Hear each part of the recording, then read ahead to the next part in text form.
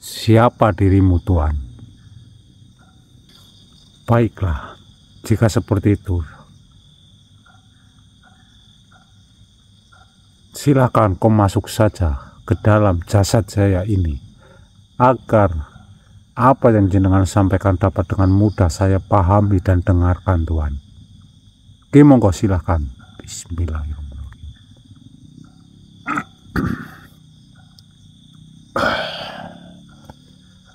Perkenalkan manusia, saya Sitara Mangun. Saya adalah sahabat Eyang Fauzan. Alhamdulillahirrahmanirrahim. Saya rasa memang energimu adalah energi yang sejuk ini, dan jenengan adalah makhluk yang baik. Saya kira tadi jenengan menghadang saya bertujuan untuk hal-hal yang buruk, Tuan. Mohon maaf sebelumnya. Baiklah, nama saya Dangik, Tuan. Saya sebenarnya terkejut dengan kedatangan jenengan, dan jenengan mengatakan bahwasannya jenengan adalah sahabat dari Eyang Fauzan. Ya, saya adalah sahabat Eyang Fauzan. Kami telah bersahabat selama berpuluh-puluh tahun. Baiklah, Tuan Sitara.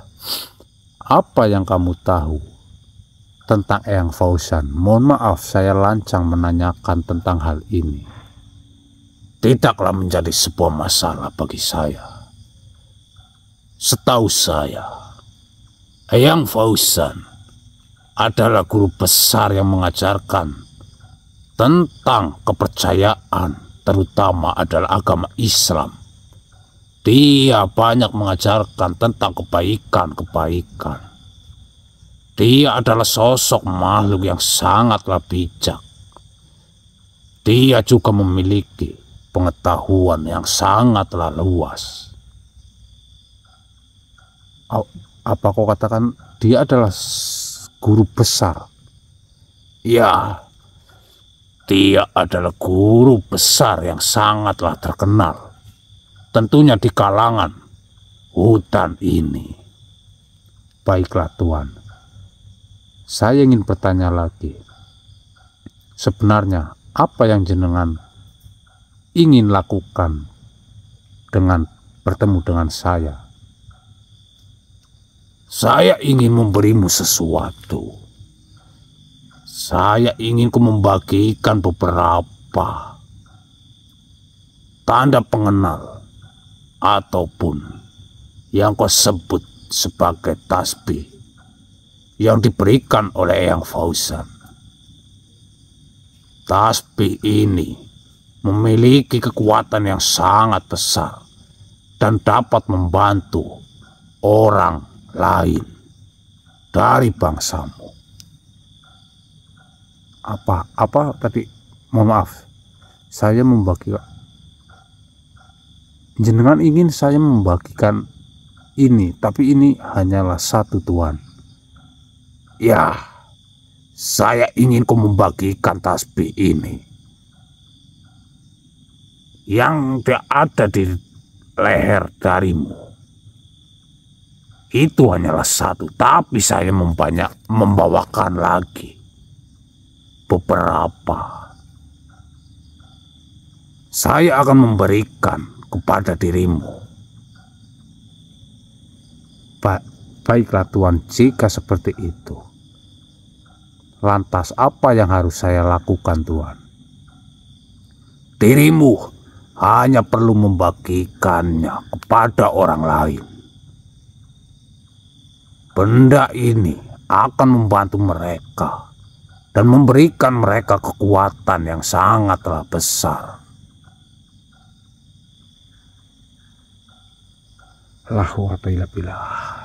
Baiklah, insya Allah saya akan membagikan tasbih ini, Tuan. Saya percaya padamu, Dangik. Tentunya kau akan melakukan yang terbaik. Insya Allah, Tuan Sitara Mangun. Dangik, kau adalah manusia yang paling beruntung yang bertemu dengan beliau Eyang Fauzan. Mohon maaf, apa yang jenengan maksud tentang beruntung ini? Ya, Eyang Fauzan, beliau adalah guru besar yang sangat sulit untuk ditemui. Tapi saya heran, dirimu telah bertemu dengannya. Dan dirimu menerima tasbih yang sangat berharga itu. La quwata illa billah. Allahu Akbar. Baiklah, jika seperti itu, terima kasih sebelumnya. Saya pun tidak mengetahui mengapa. Ya, awalnya saya bertemu dengan beliau, saya dalam kondisi yang terhipnotis ataupun terkena sebuah sihir, Tuhan. Tapi dengan bantuan beliau, Eyang Fauzan, alhamdulillah, sihir itu hilang. Dan berkat tasbih ini juga. Ya, saya mengetahui hal itu. Beliau telah bercerita banyak tentang dirimu juga. Allahu Akbar. La quwata illa billah. Saya ingin tahu beberapa tentang dirimu, Dangik. Apakah diperbolehkan? Apa yang ingin kau tahu tentang diriku, Tuan? Saya ingin tahu tentang silsilahmu. Apakah dirimu memiliki titisan darah ataupun apa yang terkait dengan Eyang Fauzan? Subhanallah. Saya tidak memiliki titisan darah, Tuan Sitaramangun, ataupun hal-hal apapun yang terkait dengan beliau Eyang Fauzan. Jujur saja, saya hanya manusia biasa. Saya bermodal nekat menjalani semua ini dan datang ke hutan ini, Tuan. Saya tidak percaya itu. Dirimu memiliki sesuatu yang istimewa tentunya dalam dirimu. Sesuatu yang membuat beliau Eyang Fauzan memilih dirimu untuk menerima tasbih ini. Apa yang kamu maksud? Saya tidak tahu pasti. Tapi saya yakin bahwa dirimu memiliki sesuatu yang istimewa, sesuatu yang akan membuat dirimu menjadi orang atau manusia yang sangat berpengaruh di masa depan. Alhamdulillah, saya akan saya ucapkan terima kasih jika seperti itu, tapi saya pun tidak tahu ya untuk perkara masa depan, Tuan. Aduh, Dangik, kau memiliki keistimewaan yang tidak dimiliki orang lain. Mohon maaf, Tuan, jenengan selalu mengatakan istimewa. Sebenarnya apa yang jenengan maksud, Tuan? Dirimu memiliki hati yang bersih dan jiwa yang kuat.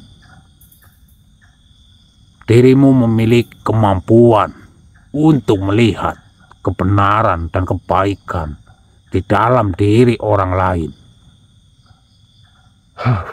Allahu Akbar. Sebenarnya apa yang jenengan maksud dengan hati yang bersih dan jiwa yang kuat, Tuan? Hati yang bersih adalah hati yang tidak terkontaminasi oleh kejahatan dan keburukan. Jiwa yang kuat adalah jiwa yang dapat menahan godaan dan cobaan. Lantas bagaimana saya bisa memiliki hati yang bersih dan jiwa yang kuat? Dirimu harus selalu berusaha untuk menjadi orang yang baik dan beriman. dirimu harus selalu berdoa dan memohon pertolongan dari Allah Subhanahu wa Ta'ala. Mohon maaf, apa yang jenengan maksud tentang beriman?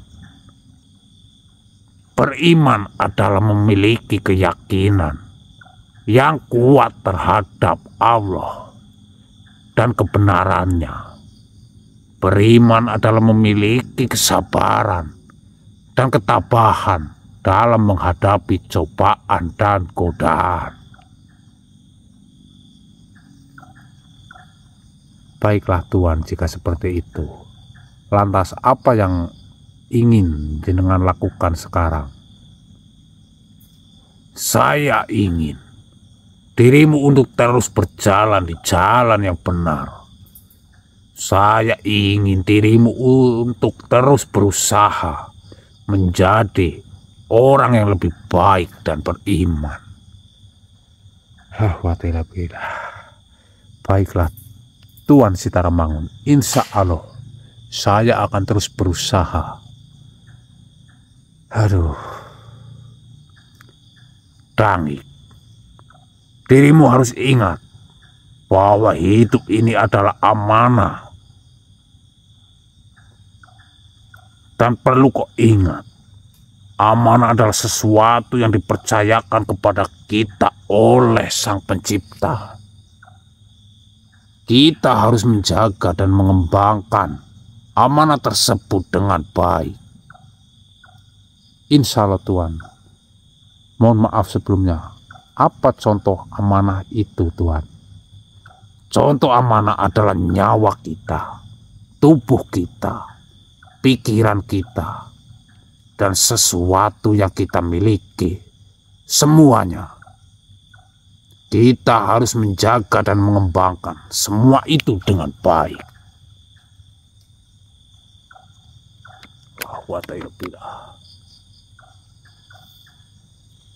Mohon maaf Tuan, ada sedikit pergerakan di sini. Ya, tidak masalah.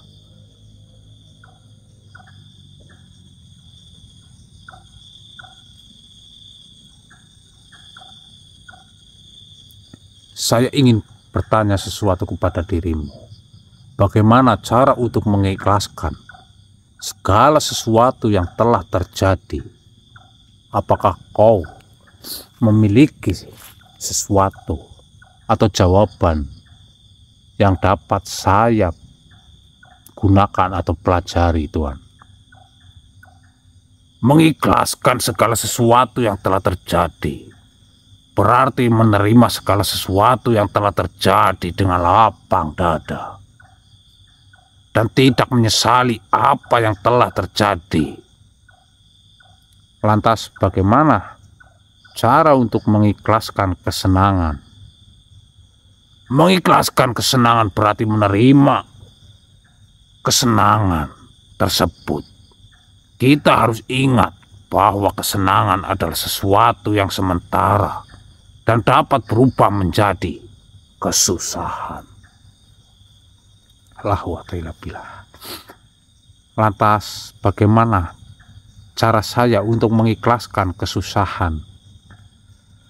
Mengikhlaskan kesusahan berarti menerima kesusahan dengan lapang dan tidak menyesali apa yang telah terjadi. Kita harus ingat bahwa kesusahan adalah sesuatu yang dapat membuat kita lebih kuat dan lebih bijak. Ya, terima kasih. Namun di sini saya ingin bertanya lagi, bagaimana cara untuk mengikhlaskan keburukan Tuan?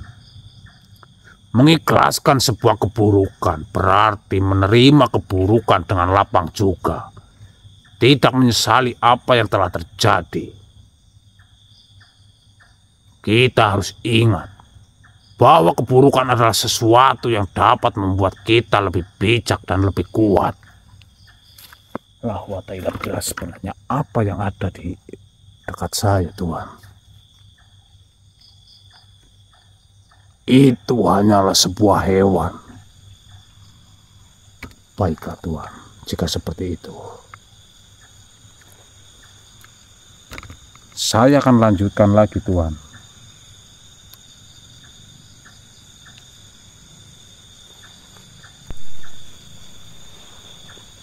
Bagaimana cara untuk mengikhlaskan kebahagiaan, Tuan? Mengikhlaskan kebahagiaan berarti menerima kebahagiaan dengan lapang dada dan tidak terlalu bergantung pada kebahagiaan tersebut. Kebahagiaan adalah sesuatu yang sementara dan dapat berubah menjadi kesusahan. Baiklah, jika seperti itu, lantas bagaimana cara untuk kita mengikhlaskan sebuah luka? Mengikhlaskan sebuah luka berarti menerima luka dan tidak menyesali apa yang telah terjadi. Luka adalah sesuatu yang dapat membuat kita lebih kuat dan lebih bijak pula. Terima kasih banyak, Tuan. Saya telah memahami apa yang kamu maksud. Baik. Kini saatnya dirimu untuk pulang dan meninggalkan hutan ini. Maksud jenengan apa, Tuan? Mengapa saya harus pulang? Beliau yang Fauzanlah yang akan menyelesaikan masalah di dalam hutan ini. Dia akan menyelesaikan penyimpangan yang telah terjadi di hutan ini. Beliau pula yang akan menyadarkan para manusia yang tersesat. Apa yang telah dirimu maksud tentang penyimpangan, Tuan? Penyimpangan adalah ketika manusia meninggalkan jalan.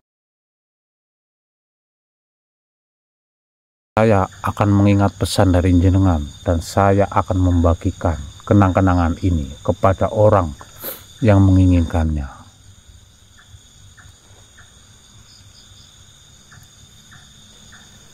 Tapi ada satu hal lagi yang ingin kuberitahu kepadamu, Dangi. Apa itu, Tuan? Silahkan, Tuan. Dengan senang hati saya akan mendengarkannya. Ada sosok yang beraura sangatlah besar. Dia telah menunggu dirimu. Dia bukanlah makhluk biasa. Dan semua makhluk tidak akan bisa menatap wajahnya. Siapa sosok beliau? Saya tidak bisa memberitahu siapa dia, karena saya pun tidak mengetahuinya. Tapi saya bisa memberitahu bahwa dia adalah sosok yang berkuasa dan memiliki kekuatan yang sangatlah besar. Baiklah, Tuan. Lantas apa yang harus saya lakukan kira-kira, Tuan? Dirimu harus siap untuk menghadapi apapun yang akan terjadi. Dan dirimu harus ingat bahwa kamu tidaklah sendirian. Ada beliau yang Fauzan yang akan menemani jalanmu menuju pulang. Baiklah, terima kasih Tuan Sitaramangun. Semoga dirimu akan selalu berada di jalan yang benar, Dangi. Amin, amin ya robbal alamin. Baiklah. Terima kasih banyak. Assalamualaikum warahmatullahi wabarakatuh. Waalaikumsalam warahmatullahi wabarakatuh.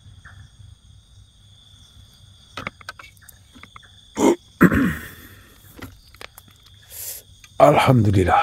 Baik teman-teman, seperti yang dikatakan oleh beliau tadi, sahabat dari Eyang Fauzan, bahwasanya ada sosok makhluk yang menunggu saya dan dia tidak tahu siapa beliau ya. Baiklah, saya akan melanjutkan perjalanan ini dan siapa yang menunggu saya kita nantikan saja. Tapi sebelumnya Mohon maaf jika tadi pertanyaan-pertanyaan saya sedikit seperti saya bercerita atau saya mengeluarkan unek-unek yang ada di dalam diri saya ya, tentang banyak tadi pertanyaan-pertanyaan saya tentang ikhlas, tentang mengikhlaskan seperti itu. Baik, semoga apa yang tadi dijelaskan oleh sahabat beliau Eyang Fauzan bisa kita pahami, dan jika jenengan merasa itu adalah bermanfaat, tolong dicermati lagi perkataannya ya, jangan sampai kita keliru dan kita hanya mendengar sekata dua kata langsung percaya seperti itu. Saya akan lanjutkan siapa sosok yang telah menunggu saya. Oke.